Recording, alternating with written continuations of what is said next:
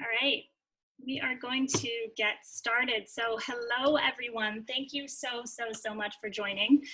Welcome to the fourth installment of the Digital Campfire Download, the series where I talk to the creatives and the entrepreneurs who are building and stoking the world's most interesting digital campfires or online communities right now. I'm Sarah, and for those of you who don't know me, I'm a digital strategist based in LA. I launched this series a few weeks ago to get inside some of the digital campfires that are springing up everywhere right now to really understand what makes them tick. So what distinguishes a great digital community from a so-so one? How do you build one that everyone wants in on? How do you keep it going, especially in this like totally unprecedented time where there's so much change, so much uncertainty, but also beyond that? So I'm so excited to welcome my guest here today, but first, just a quick bit of housekeeping. I've muted all of you, so if you can't talk, that's why. The conversation is gonna run about 35 to 45 minutes, and you will have a chance to ask questions at the end. Feel free to ask questions throughout the interview via the chat feature. It's in Zoom. And when I open it up at the end, I'll do my best to get to all of them. Or at the end, you can raise your hand via the little raise hand tool, and I will call on you and will unmute you, and you can actually ask the question yourself and come on into the chat. Also note that this is going to be recorded and shared out afterwards. So a little background on my guest today and her company, Ethels Club. So I first heard about Ethels Club by a piece in the New York Times in, I think it was March 2019. And it revolved around a bunch of new physical spaces and social clubs specifically designed for people of color. Ethel's Club was among them, but as I later learned, the actual club concept wasn't even fully baked yet when that piece ran. At that point, it was just an Instagram account with a wait list of thousands of people and some vague plans, which is pretty incredible, but more on that later. The club did eventually open, and a few months after that, COVID-19 happened. Ethel's Club pivoted to a digital membership in about 6 seconds, really much faster than any of its peers, but also much more elegantly. 100% of its members transitioned to the virtual membership, which is incredible. So we're going to talk more about that. With us today is Ethel's Club founder and CEO Najs who masterminded this remarkably nimble transformation, the success of which has everything to do with the passion of the community she built. Please welcome Najs. Hey everyone. If there was clapping, this would be when it would happen, but because everyone's muted, that's not going to happen. So I have so many questions for you, but before, oh look, we're getting a Sam, yeah, love it. Before we dive in, I just want to acknowledge that you're currently running a company from your Brooklyn apartment, like in the midst of a global pandemic. That's like not a small deal. So how are you? How's it going? I mean, we can I wanted to start with that because it's let's acknowledge that. Yeah, I am taking 1 hour at a time, and I'm not forcing anything else onto myself. And I think it's really taking a moment to understand the gravity of what's happened and what is happening, and knowing that there's not going to be a solution immediately, and that's going to be its own journey. And so really trying to find some peace in the moment that I'm currently in. Thank you. Yeah, no, thank you. I mean, we'll hear more about how you're actually navigating, but I just wanted to kick things off with that. So I want you to tell us in your own words, like what Ethel's Club is and how you describe it, because it's been referred to in different places as, a social club, a membership club, but it sort of transcends all of that. So I'd love to have you tell us exactly how you talk about it. So Ethel's Club is a social and wellness club designed to center and celebrate people of color. So what that means is that every aspect of what we built is meant for people of color to feel seen and heard, unlike in many other places where that's often not the case. So obviously with the club itself, which is a physical space, we made sure that all of our members felt reflected in everything inside of the club. So all of our programming and events are led by people of color, whether it's through organizations or individuals. Everything within the clubhouse in regards to interior design was sourced by a person of color and or literally built by one, from our electrician to our woodworker. Really all of the moving parts are meant to kind of create this new kind of economy where as you join as a member, you are divesting and investing in a community that kind of supports you. So cool. So I want to hear about what really drove you to create this, because certainly didn't happen overnight. What did you see that wasn't being addressed both personally, so from your personal experience, and then also from a market perspective? What were you trying to solve for? Yeah, I saw a lot of things. I think the biggest thing was that people of color are very, very rarely seen in most things. And I use the word things because it is so broad. You can talk about products, you can talk about physical places, you can talk about websites, you can talk about agencies. I mean, we often do not have a voice. And so that's always something I've thought a lot about. And when I was creating Ethel's Club, I spent a lot of time thinking about how can we kind of change that narrative. There are lots of stories and research and data on loneliness and how people have communities, whether they're online or in real life, but they're not super tied to them. There's a lot of research in terms of religion being something that people are no longer facilitating in their everyday life. And so what's taking the place of that? And you'll see a lot of comments on things like Peloton or SoulCycle or sort of these larger movements where people feel included. And so when I was looking at all of that from sort of a business perspective, I thought that it was really interesting that none of them had seen identity as a huge part of someone's existence or experience. And for me as a Black woman, it's so much of my life. It's almost everything. And none of those other categories felt like they were, or rather companies felt like they were speaking to me in that way. But again, had that thought and put it in a box and was like, someone should do something about that. And then in 2018, 2019, right before the new year, I had just a lot of upheaval in my personal life. I was disillusioned at my job, which was in the real estate sector. I was in these boardrooms and these meetings with, primarily white men, and I started having a lot of thoughts on equity and spaces and who gets to be in certain rooms. I was personally having a lot of issues. I was breaking up with my partner at the time, moving out of my apartment, basically an existential crisis, I think. Right, just like a casual existential crisis, yeah. And I was looking for a Black therapist. I was like, I need to talk to someone. And it turned into this crazy problem where I had a Google spreadsheet with like a variety of different people because they were super hard to find and everyone's in different networks and you can't skew for identity or race on ZocDoc. And so I had to do a lot of the legwork myself. And I was like, why isn't this easier? Why can't there be a space designed for people of color where you could connect with other people and maybe meet a therapist? Like that's kind of why it exists, and it's something I need right now. And I started thinking a lot about that and again about spaces. And so that's how it all kind of came to be in terms of things that were happening in the outside world and things that were happening in my internal world. I mean, it's so interesting because it sounds like it's obviously the not the end of a long road, but thinking about like, okay, it's all of these factors coming together to sort of inform this one thing. The vision isn't just a space. Can you talk a little bit about sort of what the vision is? Because I think when you think about, oh, it's a club, you walk in, it's a space, you just spoke to one aspect of that, which is meeting your next great sort of find of a person. But can you talk a little bit about the vision, the bigger vision? The ultimate vision of the company is that we want to create a way where people of color can feel centered and celebrated throughout their daily life. So when they're shopping for items, are those items that reflect who they are? When they're looking for jobs, are those jobs going to keep them safe? And in all the ways of what that means. When they're looking for a partner, is that something that's important to them? So all of the aspects of when you wake up to when you go to sleep, are you celebrated throughout that process? And the physical clubhouse and sort of the first attempt at this was to create a space that could potentially house all of that. Inside our Brooklyn clubhouse, we have a marketplace that carries items created by people of color for people of color. So that's kind of like, one checkbox. Obviously, people can kind of connect and meet with one another. We have programming that ranges from,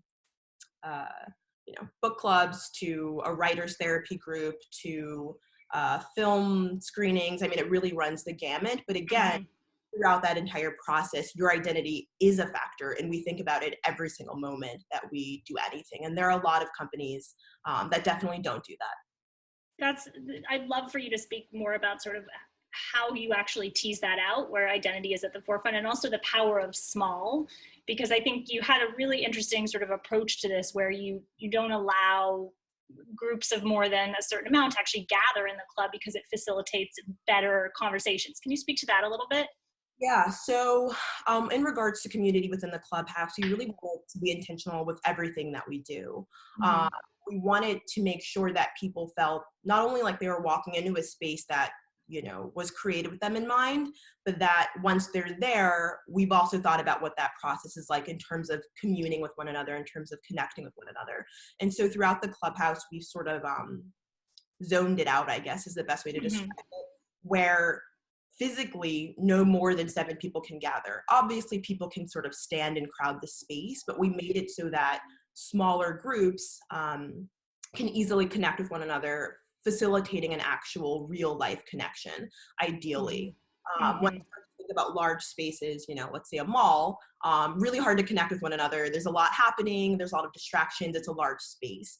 And so trying to do the complete opposite, and create these small, intimate spaces that people could gather within. It's such an interesting approach, because I think when you think about opening a place, you think about, oh, you want as many people as possible, you want to get them in the door, but you've gone in the opposite direction. I really want to understand how that connects to the bigger vision, because you've talked about, we had a conversation last week about, there was Disney as a North Star. So, I mean, Disney's certainly not small, but it's done a really interesting job of exactly what you're talking about in finding audiences. So can you speak to that and why Disney? Yeah, I think that Disney has such a clear, if you ask anyone to describe Disney, we probably would all describe the same thing. And that kind of brand awareness and that strength in brand, I think, is really important. And so it's something I've always wanted to make sure that we had embedded in what we were building as we're and so I use Disney as an example because they've grown so much beyond the physical spaces. And I think that was the original plan, but obviously you have to start somewhere. And we started with physical spaces because there weren't any spaces designed with people of color in mind on Earth that I could find on the internet. I'm a really good Googler. Can find one. You're like a strong Googler. Like you really did your research. So I really wanted to start with something that was really unapologetic and say, I'm creating a physical space with physical items in the real world that centers this community. But the ideas that we have outside of that are 1,000. We have a running list of things that we feel like no one has tackled appropriately in terms of our audience, and we should be the company to do that someday. Can you give us a sense of a couple of those in each category? Yeah, so we've, there's a huge interest in art created by people of color, really hard to find. If you look up Black art, it literally shows you art that is Black. That's usually not what people are looking for. Right. If you look up any art plus identity, it usually shows you paintings from the 18th century and or before that. So it's really difficult to find. So trying to create a space where people can easily find and buy art created by people of color. Films and content, also hard to find. I know that a couple of larger companies like Netflix are trying to create these subcategories within their brand that center different identities, but there is not a place that does that outside of these larger corporations. So if you wanted to find films or content created by people of color, right now there isn't anywhere to go outside of Netflix. Right. And then there's a slew of products that I think are all relevant. It just want to approach it with the same level of intentionality that we did with the club. So that requires R&D and thoughtfulness and all of that. Got it. So we're talking a lot about the IRL actual membership. We'll get to the virtual in a second, but I want to understand kind of the early days of the club, the sort of genesis. You opened your physical doors in November 2019. How'd you get your first 10 people, members? So there are almost two beginning parts of the club, I think. Okay. The first part is when we started an Instagram, and it was incredibly vague, but it referenced the club designed with people of color in mind or something really big like that. And you started this, you just decided, okay, I'm going to put this out on Instagram and see if there's interest. Was that the original? Yeah, I figured like, you know, I'd either learn one of two things. One, that people hated it, or people loved it. And it's an Instagram, you just delete it. It never happened. It's very low stakes. And I think our website was like on Wix or something, you know, and it was so I did it all on like a Saturday, and was sort of like, let's see. And within about a week, we had over 600 people sign up on this very vague, weird Wix page. And I was just like, oh no, what do these people want from me? So I started to email them back from like, you know, Ethel's Club membership team, aka me, saying like, hey, I saw that you signed up, would love to like hear more. And, you know, looking back, I'm like, I should have had some sort of form that advocated all of this instead. Right. Like note to self, collect the data in a way that's actionable for later. And orderly. Notes and then putting them into a spreadsheet. But anyway, and I was just talking to people, and I was, you know, like trying to figure out what they did for their work, where they lived in New York City, you know, what they wanted from this mysterious company. And what I found was that what they wanted was everyone had a completely different answer, but the one aspect was that they were excited that it would be built with them in mind. So whether it was like a yoga class with like POC practitioners, or a co-working space with, you know, other members that were people of color, etc. And so I took all of this and I was like, okay, well, there's probably something to be done here, but I'm not quite sure how to tease it out. And so I kind of slowly began that process up until, you know, about 7 months later when we opened the physical clubhouse. And that's when we actually onboarded paying members, 75% of which came from that first batch of Instagram people. You said how many? 70?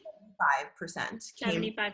Wow. So you were able to drum up 75% of actual paying members from that original Instagram push. Yeah, I don't even know what to call it, but yes. Right. And then, but between the Instagram going up and the time you opened, there was this New York Times piece, which I love. Could you speak to that a bit? Because that is like the most fake it till you make it situation.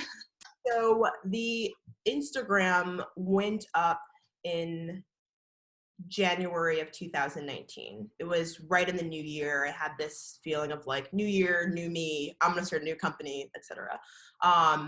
About a week and a half later, I think it was like January 17th, I received an email from a journalist who wrote for the New York Times that they wanted to interview me about this clubhouse that I was building in Brooklyn. And I was like, oh no, you know, this is the best and worst. I haven't done any of what she thinks I did. But I plan to, and it's the New York Times, you know, do I say no? That seems ill-advised. But also, she wants to talk about a clubhouse I haven't built. So I took the first phone call, mainly to just, and I was totally transparent. You know, I was like, well, we're working on it, which was, you know, really pushing it a little bit. And she was like, oh, that's fine. You know, I just want to hear, you know, what's going to be in the clubhouse. And I was like, well, and I, you know, had all these notes from the people that I'd been talking to who were interested in joining. And I was like, oh, well, we're going to have, you know, a wellness space where members can either work out or meet with practitioners. And we're going to have a podcast studio. And we're going to have just really a list of things that we didn't have in any capacity. And that was the end of that phone call. And I sort of was like, we'll see what happens. I mean, she knows it's not a real place yet. I don't know if New York Times would write about it still. And then they did. And so that was cool. But it was funny because in the article they say, you know, Ethel's Club will be opening their first clubhouse in like August 2019. And I remember being on the phone with my mom being like, this is so crazy. We're in the New York Times. And she's like, well, you better get working because you said in the paper that you have to have it open. And so it definitely, I think, kind of was, I think the fire was there internally, but I think it helped us to meet a lot of the next goals that we had to, which was raise capital, obviously get more press, obviously find more members. It was a really good launching pad for a lot of that. And so I credit that New York Times article for a lot of the success that we've had following. But yeah, and it's just like it's the chutzpah beyond all, and it's amazing. And you know, the way that it all unfolded. You had mentioned you were taking notes as you were talking to the reporter, like, oh, I guess I should put a wellness element in here. I actually told her tried to find it for this interview because I still have it. I still have that notebook, but I moved since, and now I'm like, I have no idea where it is. But I have that piece of paper where I'm writing down what I told Morgan that I then had to include. That's incredible. That's incredible. So, okay, so you've been open for barely 5 months, was it, when COVID hit? Yes. And you had to pivot the business entirely to this virtual model, which, you know, an online membership club, which you call Care for Your Homies, which seems like I don't know, you have to tell us what actually happened, because it seems like you spun this up in a heartbeat, and it was so impressive. And, you know, a lot of your peers are just catching up now. In terms of similar social clubs. So I want to understand kind of tell us about the virtual model, sort of what does it consist of? How is it different from the IRL membership, and how is it the same? And then I have a bunch of other questions, but let's start there. Sure. So Care for Your Homies is the online version of Ethel's Club. We basically took everything about Ethel's Club in terms of how it feels when you're there, all of the programming that we do, and spun it up online. The two things that we realized very quickly when we decided that we were going to close the clubhouse is that people were going to still want community. So it was important that we do it faster than, you know, slower, which is also just startup mentality. But also that people were going to need some sort of structure in their lives. There seemed to be, and there still is, so much chaos and unknown in the world. And how could we be a place that provides them that stability the same way that we did in Brooklyn? And so we started the club with 3 pieces of programming per day. We have one at 9 a.m. Eastern Standard that is meant to ground your day. So a lot of wellness, meditation, yoga, etc. One at 3 p.m. Eastern Standard that is meant to inspire your day. So a lot of workshops, skill shares. 6 p.m. meant to sort of celebrate and, you know, have a happy end to your day if you're on the East Coast. Mm-hmm. And also to facilitate community with members. So within the clubhouse, you can talk to other members. You can join our other sub clubs. So we have a writers club. We have a book club. We have a club around Insecure, the TV show that meets every Sunday before and after the show to chat about it. So it was just important that we continue that community aspect. I think, again, because we are separated almost like legally right now from one another, right, people are looking for that even more so. And so how can we make it in a way that feels familiar, I think, right? Common ground outside of, you know, I'm a person of color, you're a person of color. It's something a little bit deeper, which I think has always been something special about Ethel's Club. In regards to the online membership, it's very similar to to barring the space. We brought on a lot of the different programming partners that we had, which in New York City, we work with The Shed, we work with International Center of Photography, we work with Epic Records, etc., who were putting on performances and events in the club, and they're just doing it online now. So you're getting the same experience, obviously, except for the IRL aspect. Right. I think it's important to tease out exactly, like you spoke to sort of 2 separate tracks. It's like there's the broadcast experiences and events that you're producing, and then there's the actual opportunities for people to connect with each other, which are around things like book clubs or special interests, or even just networking, you know, career advancement. I think those 2 in tandem really complement each other, make for a really strong community. Because I think a lot of people throw around community, and it's not just one-to-many broadcasting. It's creating opportunities for people to connect, and you're doing both. And that membership, that virtual membership, is $16.99 a month. Is that right? And tell me a little bit about how your members, your actual, you know, the members who you had prior responded to that. I think that would be helpful to know. Yeah. So this all happened in about 4 hours. We decided to shut down the clubhouse. Walk us through that. So this all happened very quickly. Yes, it was a Thursday, and I had a ton of meetings that day. And the whole time I remember just like being distracted by like all the news about COVID and like, you know, rumblings that New York City was going to shut down, but maybe not. It's New York City. There's only been 5 cases, etc. And I remember it was about 3 p.m. and I went back to my office where my team sits, and I was just like, I think we have to shut the club down. And without any hesitation, everyone was like, yep, I agree. Like, I've been hearing this. And so it was a conviction that was pretty strong right at the beginning. And we pulled out our whiteboard and we were like, okay, well, now what do we do? We're and so we were like, okay, we'll bring it online. How does one do that? And so we very slowly started to in our own individual kind of segments, right? So the programming team went to work on talking with everyone and saying, like, would you do this online? Our design team went to work on whipping up a new website, and all of the assets that would have to go out to our members, and then copy, language, etc. We probably went home that night at, I think, about like 2 a.m. But by the next day it was live. So we emailed our members saying, the thing that we're most concerned about is your safety, and we don't believe that you coming to the club is safe right now. So we're going to close down or until whenever, until it's but in the meantime, we've built this space online that will be the digital version of what the clubhouse is like. And so we invite you to join for free until we figure out what we're doing. And, give us feedback, consider this a feedback loop as it always has been. And that's how we sort of started the digital membership club. We opened it up to our members only so we could get really smart about what they were responding to. And when we felt like we had enough data, we then opened it up to the outside world. Okay, so it was first, a week or so members only, and then moving it to everyone, because before that wasn't the case. It was, right. Okay, that's super interesting, because I think that's what could distinguish you. I mean, there's the idea of opening up to everyone and allowing sort of everyone around the world, because, I live in Los Angeles. I'm not going to, I'm somebody who lives in a different city. It's not going to work in your typical model. So it actually opens up a huge new market for you. Has that been interesting?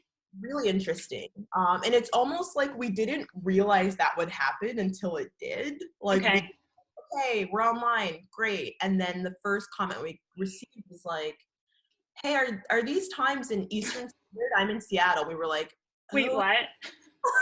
There are people who live in New York City who are going to be joining. So we had to go through the website and add time zones. And it just to us. So that was really interesting. And to see the other cities that have been really prominent within our communities has been really awesome. We have a large amount of members in Oakland, Seattle, Portland, outside of Brooklyn. So those are our 4 biggest cities right now, which is really interesting. And then it opened up an entire world with programming. We've always been forced to work with people who lived in New York, who were visiting New York. And now we're like, well, everyone's at home. Yeah. She's free, let's call her and see what she's doing. So the programming has been really interesting. We're talking to institutions like LACMA and other places that, again, we would have never made any sense, but now totally does, which is cool. So cool. So was it just that you have an amazing team who can stay up till 2 a.m. and make something like that kind of appear out of thin air that really got you across the finish line to launch virtually? Or was there something about your specific community, what you had built, that made it very primed for that? Because I think a lot of people would look to you as sort of a model for doing this, and major big companies want to be able to pivot this quickly and can't. So what was it? Like, what was that alchemy, that special sauce? So I would say 90% of it was my team. I think that I think because we've always thought big, this didn't seem honestly like the craziest thing to us. We had always been positioning for a digital membership at some point. In our original investor presentations, there was always a digital membership there. I was just trying to figure out what it should be.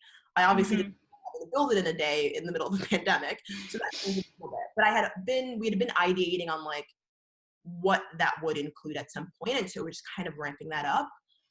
But I think I think the vision and the mission of the company is really strong and transparent, and we're building something that's good. We're building something that communities need, and so we consider ourselves, or what our work is something that is really essential to people. And so I think when that time comes to work a little bit harder, work a little bit longer, it's not even like something of that I would ask, and I didn't ask, and I was about to say like, we can figure it out, how we're going to facilitate this. And someone was already placing like a seamless order for dinner because they were like, we're going to be here all night. Right. That kind of thinking, we're all founders of the company. And so I think Mm-hmm. there's that ownership level. So definitely team.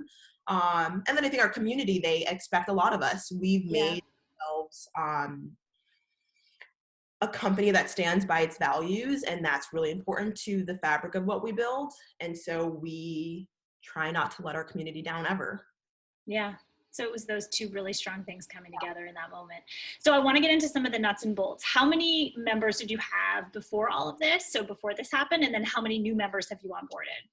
We had about 257 members, and we were about to onboard another 30 March 15th. Mm-hmm. Obviously, because we closed down March 12th. So all of those 270 members came on to the Ethels Club, the online Care for Your Homies membership.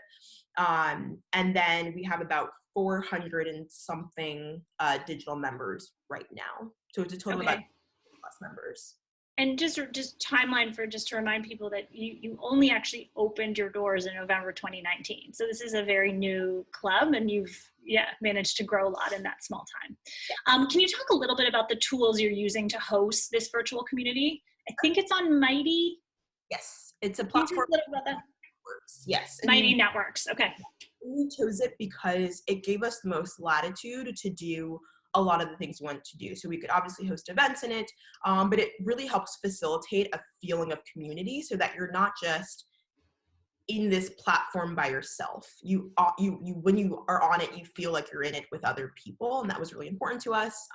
You can obviously DM and connect with people one-on-one, which is really important to us. And it allows you to do a lot as a brand. And so one of our investors also invests in Mighty Networks. And so she had told me about it a while ago. And so again, I had this previous knowledge. So when it came time to launch into something, I already knew which platform we were going to use, and I already had kind of visited and played around with it. So we use Mighty Networks as the backend, and then we use Zoom for all of our live events, but they're all private and within the Clubhouse.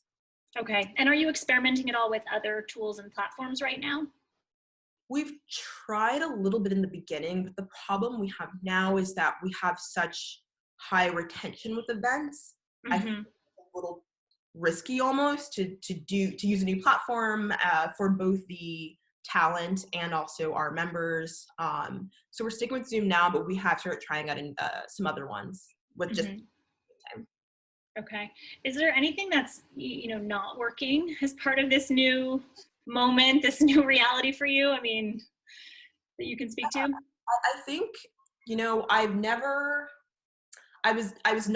I was unprepared to sell an online anything to people all over the world. Mm-hmm. That was what I started out doing. We were selling a physical experience to people who lived in New York City. And what we found in the first 5 months of Ethels Club is that when people came in as either guests or came in particularly just for our event, so we're not members of the Clubhouse, but came in because they were friends with talent or, came in some other way, about 60% converted to apply to be members. And so our customer acquisition costs were zero. We never paid to have anyone come to Ethels Club. The talent would come, they'd bring their brand name and their community, and the community would sign up. Right. And so, trying to figure out how to do this all online has been really interesting because I'm like, I have no idea what this means to people online. I know what it meant in terms of the physical space because they can see it, they can touch it, you could hear what they said. And I don't get that online. I don't get to be walking behind you when you walk in for the first time and remark on something. So I'm a little bit, that's new to me. And I've done online marketing at previous jobs and previous roles before, but not with Ethels Club. And so that's been a new hurdle, I'd say. And because of our brand name, we haven't been stressed about it, I'd say. I think we're just really still trying to get smart on what do people like about the platform, and then let's try and sell that. Yeah, like more of that. Are they telling you? Is your community telling you, here's what we love, here's what we don't like? We have the world's most vocal community. Why am I not shocked? Yes. No, they'll email me and they will tell me all the good things and things that they think could be better. I mean, we've always made it so that it was an open and transparent thing we were building together. When the clubhouse was open, my team worked in the clubhouse. And so I remember one time we were working on an email and one of our members walked by and they were like, you should make the whole thing yellow. And we were like, oh, thank you. They were like, yeah, I just feel like it'll like brighten up someone's day. And so we were okay. We've had that kind of, transparency because we're building the product for them. They are the people we should listen to effectively. Right. I consider them more important than our investors. And I tell that to my investors, I'm like, totally your opinion, but this is who we're building for. And I think it's more important. That's a pretty tough thing to say to your investor, though. Tell me about how you're funding this, because I'd love to understand. I think the people on here would too. Just how did you sort of fund it initially, and then what is the situation now? Has that changed? So initially, I started with just my savings, which was not much. I think I had about $6,000 in the bank.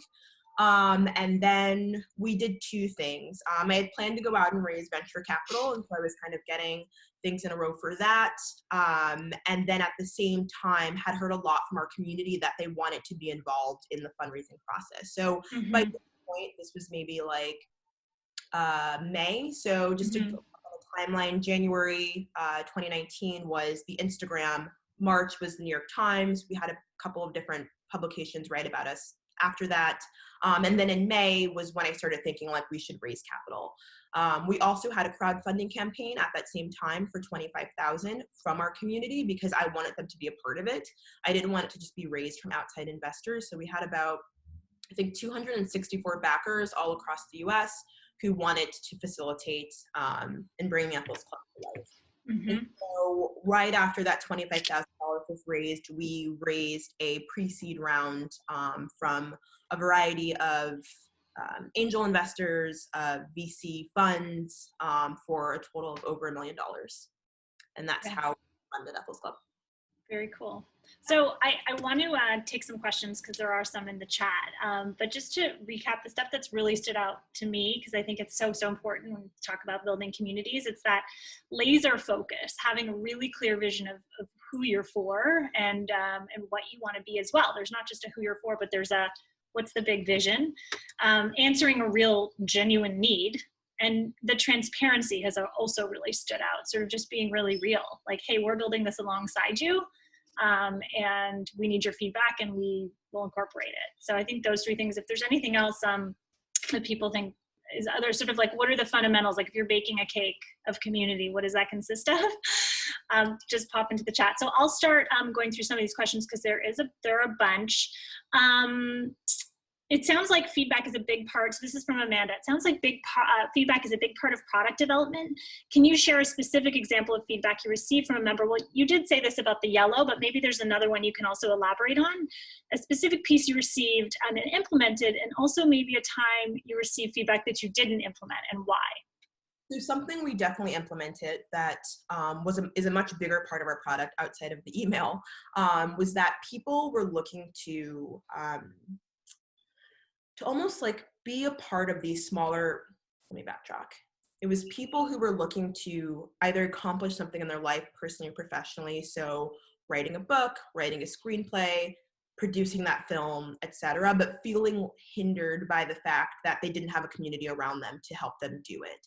And so one of the things we started, again, right before this happened was our Writers Club, which was a club meant for writers to have space with one another.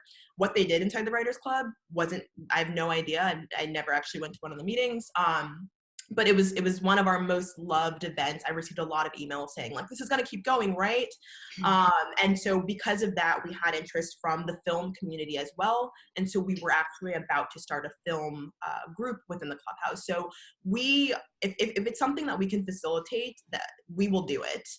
So that's probably the most notable one, and the one that's easily kind of crossed over to the digital atmosphere. Something that we did not facilitate. A lot of people wanted a fitness workout room in the clubhouse, and we did not do that. You didn't put that in?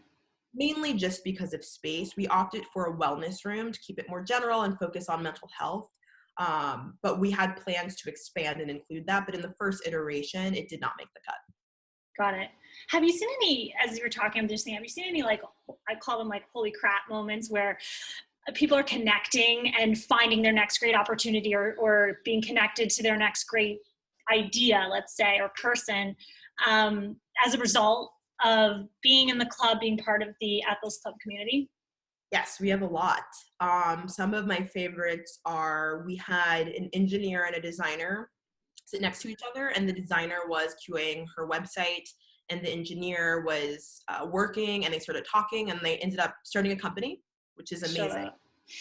And we've had 2 film writers, the two who came to me to start the program. They started writing on a film together, working on a film together, and brought in some of their friends who were producers, directors, etc. And we have 2 members who actually put on a conference, a digital conference, a couple weeks ago I saw. And I was like, I DM'd one of them and I'm like, oh my gosh, why didn't you tell me? Sort of like, whatever, mom, you know? But they met at the club, and I remember I introduced them. And so I'm like, you know, I need to hear. You're a literal matchmaker that this happened. Wait, what? Those are the only ones I know about, but so I'm sure there are many. Yeah, many, many more. We have another question. What's been the best source of acquiring new members, and how did you track it? I know that you're experimenting with this, so you may not have a clear sense, but would love for you to speak to that. So the way that we've been acquiring new members is by bringing in notable people in other communities. Okay. It's the same method we use in the clubhouse. We never set out to be kind of like, when we started Ethels Club, it was important to me that we recognize a lot of the communities and organizations that have already existed and could not maybe raise capital to have their own space, could not afford what we could do through raising venture capital. So we brought in every group organization that was brand aligned in the very beginning, whether it was Bed-Stuy Book Club or Black Palette, like all of these different communities that were thriving, and asked them to be a part of our community. And so I think by approaching it that way, it doesn't feel like we've come to sort of take over, but more so make space for. And so online, exact same approach, which is that we find cool people doing cool things and we say, hey, we want you to be a part of it and we'll pay you. And effectively they're excited to be a part of it and they share it organically, which is great. We never ask people to share if they're not comfortable. And that's proven to be the best customer acquisition cost, both digitally and when we have the clubhouse. Meaning the cost of paying them to come and do the event. Yeah, right. You're investing in actually paying a creative to come and share whatever it is they do, and then in turn building your audience. Makes total sense. That framework has always been important to us. It's much more on brand that we pay people of color versus paying Facebook to serve you an ad that says, 15 words. Makes sense. Someone is asking, I love Ethel's Club. For people who sign up today, will they have access to past content? Yes, we record everything, and then it's dutifully organized and put inside the clubhouse so you can watch it. Very cool. That's great. That's awesome. We have more questions, so I'm going to keep going. You have an amazing team, clearly. Did you start with the same group from the beginning? How did you find people that fit your brand identity, like bought the vision, etc.? So we have the exact same team that we've had since the beginning, and everyone emailed me actually after the New York Times piece. So we had people reach out and say, so Vanessa, who leads all of our brand experiences and programming, they reached out and said, like, I've been looking for something like this and I want to be a part of it in any way. This is what I do. Is there use for this? And we needed someone because the entire company's built around these experiences. And I'm like, well, I mean, I could do it, but is that the best use of anyone's time? Probably not. So brought on Vanessa, and then the same thing with everyone else. Annika reached out, Desi reached out. So they reached out saying like, this needs to exist and I want to be a part of building it. And I think, with any startup in the early days, you have so much involvement in literally every decision. There is no decision that has happened so far in the company where we've not sat and talked about it together. And so I think that ownership is really important. So same team, and all were incredibly mission and brand aligned from the very beginning. They feel totally invested. There is a great question here about another question about investments, actually, because I didn't get to this, and I think it's a really interesting one. So you shared a bit about the pre-seed round. How can you talk about navigating that, sort of like, were there investors who absolutely got it immediately, or maybe it took them a couple days, and ones who didn't, and others were just confused? How did you manage the process and find the right investors who wanted to invest in you? So the way it started was completely wrong. And so the way that I did it was by reading a lot of articles online and following people on Twitter and being like, I'm going to approach it by just telling people about my brilliant idea. And what happened was I ended up in a lot of rooms with people who were never going to understand it and, didn't understand it from the very beginning. So to give you an example, some of the questions I would get are, do people of color really struggle that much in an investor pitch? They would ask me things like, how many people of color are there? Are there really that many? I mean, there was a lot of Oh my God. humanity in those rooms. I would walk out and I'm like, well, I don't even want that person to invest. Right. Why am I even taking these meetings? And so I went back to the drawing board and I wrote down like, who do I want to be working with for the next 8 years? Who is, when you think about them, you're like, that person's an Ethels Club investor.